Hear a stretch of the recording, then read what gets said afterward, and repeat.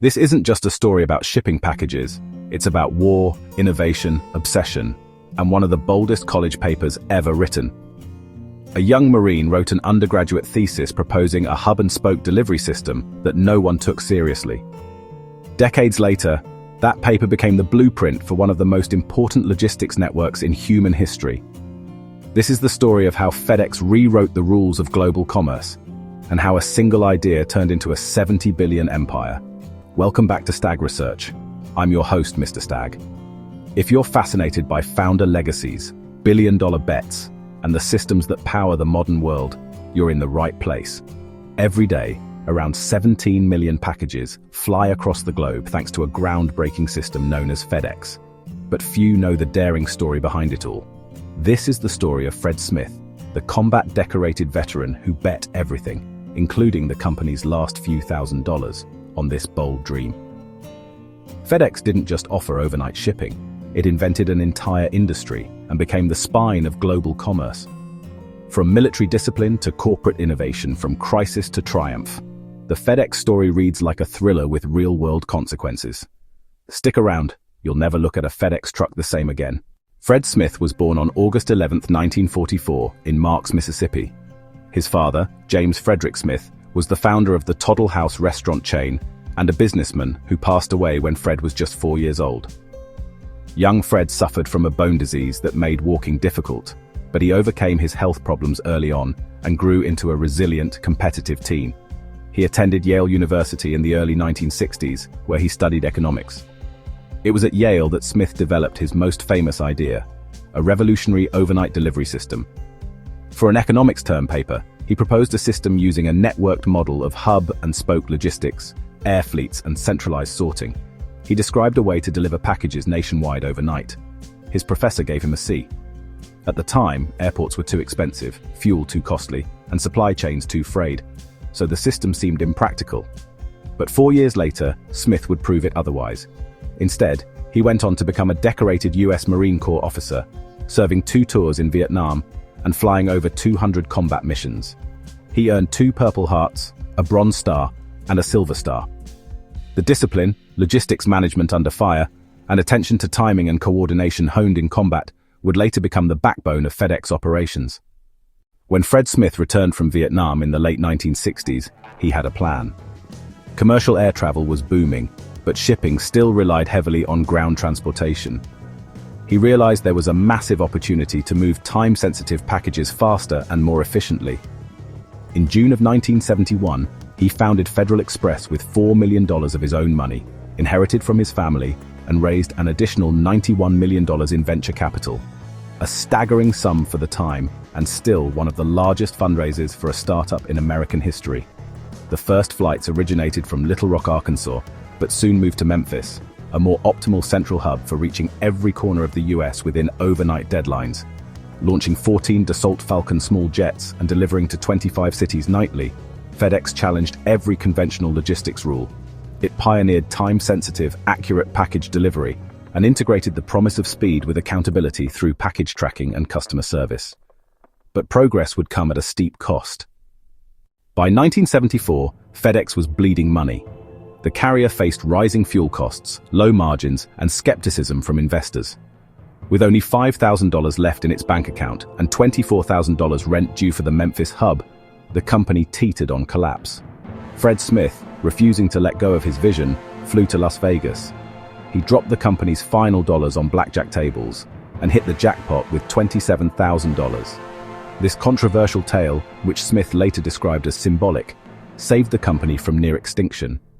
A few weeks later, FedEx secured a new line of credit that propelled it back into growth and innovation. FedEx's core architectural breakthrough was inspired by airline and banking systems. Packages from all over North America would land in Memphis each night in centralized planes.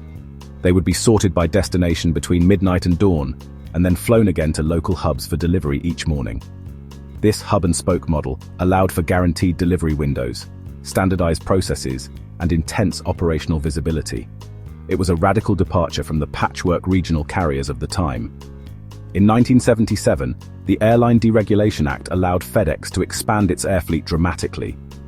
The company transitioned to the larger Boeing 727, which unlocked a new era of efficiency and economy.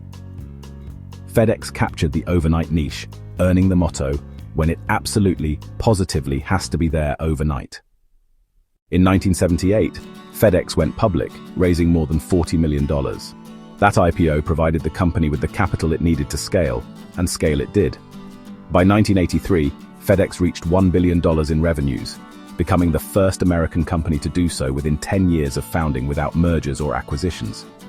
FedEx introduced Cosmos, Customers, Operations and Services Master Online System, an advanced tracking and routing system that let employees and customers monitor packages in real time. By 1994, online tracking, shipping alerts, and internet access gave customers real-time package insights. FedEx also introduced the first rollout of color-coded trucks, the iconic lilac and white design boldly proclaiming grammatical truth, Federal Express. As of 2024, FedEx is worth roughly $70 billion, with annual revenues exceeding $90 billion. The company employs more than 500,000 people globally and operates a fleet of over 700 aircraft and 95,000 vehicles. Its core segments include FedEx Express, Air, FedEx Ground, FedEx Freight, Trucking, and FedEx Services, Logistics and Back Office. Express remains the company's crown jewel, but Ground has become increasingly important in the e-commerce age. Its margins typically range from 6% to 10%, depending on fuel prices, labor costs, and macroeconomic conditions. FedEx also pays a dividend and regularly repurchases shares, making it attractive to long-term investors. For context, FedEx now delivers an estimated 15 million packages per day to over 220 countries. That's more than 5.5 billion packages per year, a staggering logistical achievement. Smith remained CEO until 2022, after more than 5 decades at the helm, then continued to lead the board. Known for visiting sorting hubs during storms, encouraging employee suggestions, and maintaining financial discipline, he instilled a military-like rigor at FedEx. Smith's ties to Washington were extensive. He was a respected voice for deregulation, free trade, and tax reform under both Republican and Democratic administrations. Smith's net worth is estimated to be over $5 billion. Beyond business, he's known for his philanthropy, particularly in the areas of education, veterans affairs, and American history. He has donated tens of millions to institutions like Yale, the Marine Corps Scholarship Foundation, and the Smithsonian's National Museum of American History. His leadership style, decisive, visionary, and unapologetically bold, earned him numerous accolades, including induction into the Junior Achievement U.S. Business Hall of Fame and the U.S. Marine Corps Sports Hall of Fame. Despite mainstream fame, Smith's death at the age of 80 in June 2025 reflected the unassuming humility he maintained throughout. More than anything, Fred Smith is credited with reshaping the modern global supply chain. Without him, the phrase overnight delivery might not even exist. No story about FedEx is complete without mentioning its arch-rival, United Parcel Service, or UPS. UPS was founded way back in 1907 and dominated ground shipping in the US for decades. But UPS was slower to embrace air freight and overnight delivery. FedEx capitalized on that gap and carved out a premium position in express shipping. The rivalry intensified in the 1980s and 90s. FedEx expanded aggressively overseas, while UPS tried to catch up with its own air fleet and international routes. Advertising wars also erupted. FedEx emphasized speed, reliability, and cutting-edge tech, while UPS leaned into its massive scale and reputation. In 1994, FedEx officially changed its name from Federal Express to just FedEx, reflecting the way customers were already referring to it. That same year, the company launched one of the most iconic slogans in advertising history, "When it absolutely, positively has to be there overnight." To this day, the two companies remain fierce competitors. FedEx leads in express, while UPS dominates in ground, but each is constantly chasing the other in e-commerce, last-mile logistics, and international expansion. FedEx's dominance has faced real competition across multiple fronts. UPS continued national and corporate ground shipping for decades. DHL, which built a stronger presence in Europe and Asia, challenged FedEx on price and international reach. FedEx responded by investing in global acquisitions and partnerships with local postal services in Africa, Latin America, and Southeast Asia. To keep pace with e-commerce, FedEx introduced FedEx Ground and same-day city services. The acquisition of Kinko's in 2004 and its transformation into FedEx Office enhanced services like copying, shipping, and printing. During the COVID-19 pandemic, e-commerce exploded. FedEx faced capacity crunches, worker shortages, fuel price surges, and global turmoil. But it held fast, moving more packages in one day than some countries produce television sets in a year. More recently, FedEx has pushed into big data, AI, and environmental responsibility.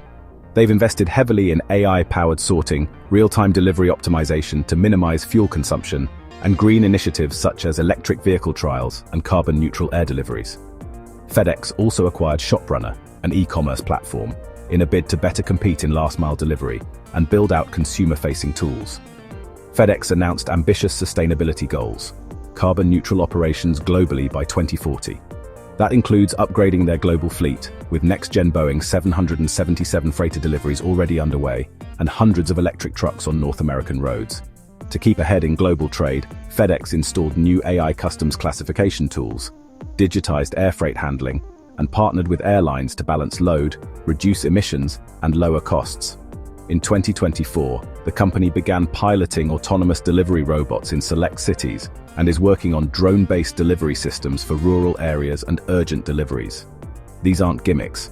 They're necessary to stay competitive in a world where delivery is expected to be faster, cheaper, and more transparent. FedEx's global reach, decades of operational excellence, and growing tech stack position it to remain a logistics powerhouse for decades to come. No titan is without turbulence. In 2007, FedEx settled a $55 million class action lawsuit involving employee misclassification. Contractors argued they were treated like full employees without receiving benefits.